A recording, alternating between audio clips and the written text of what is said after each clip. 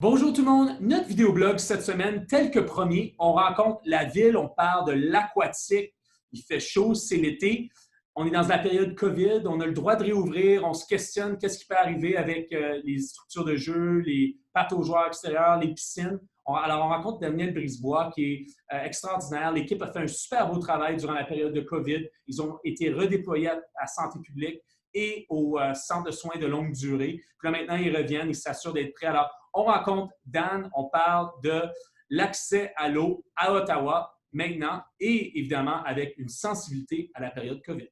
Alors, un petit gars de Vanier qui est ancien sauveteur, qui est maintenant rendu directeur d'un programme immense à la ville. C'est vraiment toute la logistique des services récréatifs à travers la ville, incluant l'aquatique.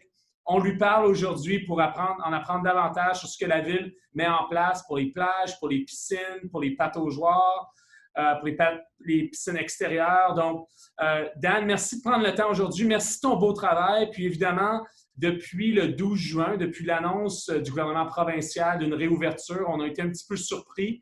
Il y a beaucoup de choses qui ont été annoncées à l'annonce dont tu as fait référence, la réouverture de plusieurs services qui était une bonne nouvelle pour les citoyens de la ville. Entre autres, l'ouverture des plages, l'ouverture des jeux d'eau, l'ouverture des pataugeeuses, des pataugeoires, je veux dire, l'ouverture des piscines extérieures et intérieures. Donc, il y a eu plusieurs bonnes nouvelles qui sont sorties avec l'annonce du premier ministre. Ce qui est important pour nous comme employés de la ville, c'est suivant l'annonce des jours qui suivent, il y a un document qui circule, qui communique les règles de jeu, les paramètres qui vont guider l'ouverture du service en question.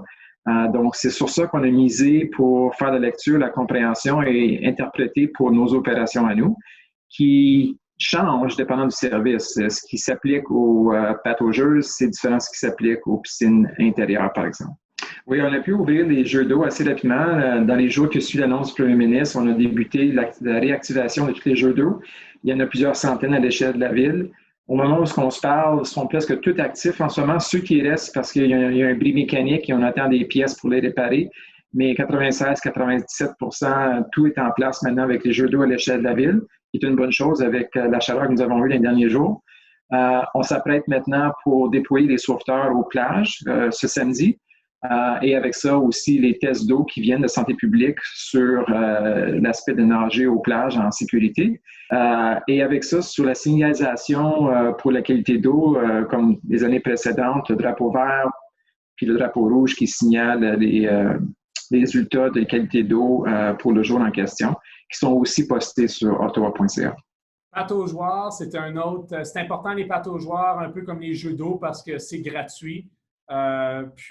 C'est situé dans des communautés quand même qu'on considérait marginalisées ou à risque. Donc, parle-nous un petit peu les pattes aux joueurs. Est-ce qu'on peut s'attendre à une ouverture au mois de juillet?